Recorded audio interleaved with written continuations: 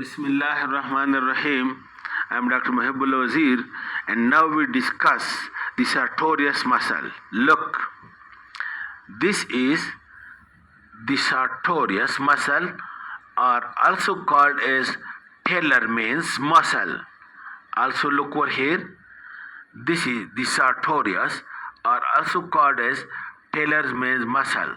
Look, this is the anterior superior iliac spine, and the Sartorius originate from the anterior superior iliac spine. It originate from the anterior superior iliac spine, and from a small area anterior or front of it. From this small area, this originate the Sartorius muscle. To the anterior superior iliac spine is also attached the inguinal ligament. Okay, then this Sartorius muscle, the longest muscle, look, from the anterior superior iliac spine, it comes anterior to the knee, anterior to the thigh, and over here it make the lateral boundary of the femoral triangle.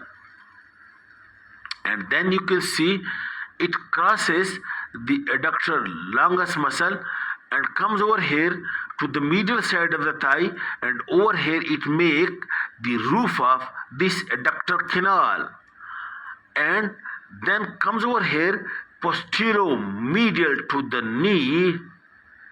Please make it clear. It comes over here posterior medial to the knee, and then you can see it is being inserted over here to the upper part of medial surface of the tibia. And note the point. Look, over here to this upper part of medial surface of the tibia is attached Sartorius, and then the gracilis, and then the semitendinosus. Three muscles: Sartorius, gracilis, semitendinosus. We call it as Sardar, Ganda, Singh. And then the rest, whole of the medial surface, look, of the tibia is having no muscle attached at it. Only the three muscles over here are attached at the upper medial part of the tibia, and the uppermost or anteriormost one is the Sartorius.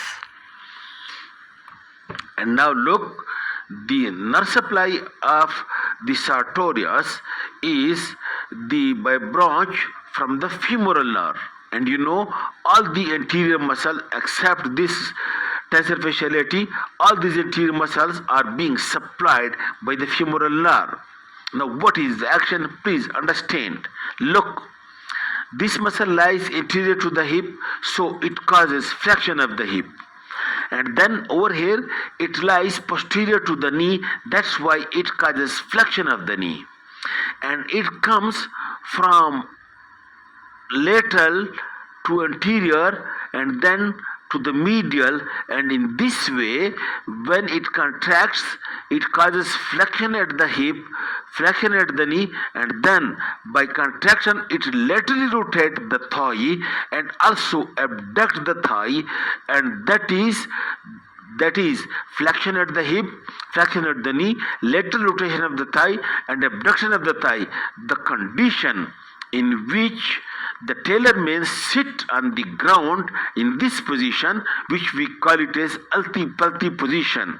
That is when the Taylor-Main sit on the ground and having the flexed knee and flexed hip and laterally rotated both the thighs and abducted the thighs. This is the action of the Sartorius muscle, and it is one of the good example of the muscles with pellular muscle fibers, and it is very long and its range is at two joints far away from one another, but no, it is a thin muscle, so its power is less as compared to the multipinate big muscles. Okay, thank you very much.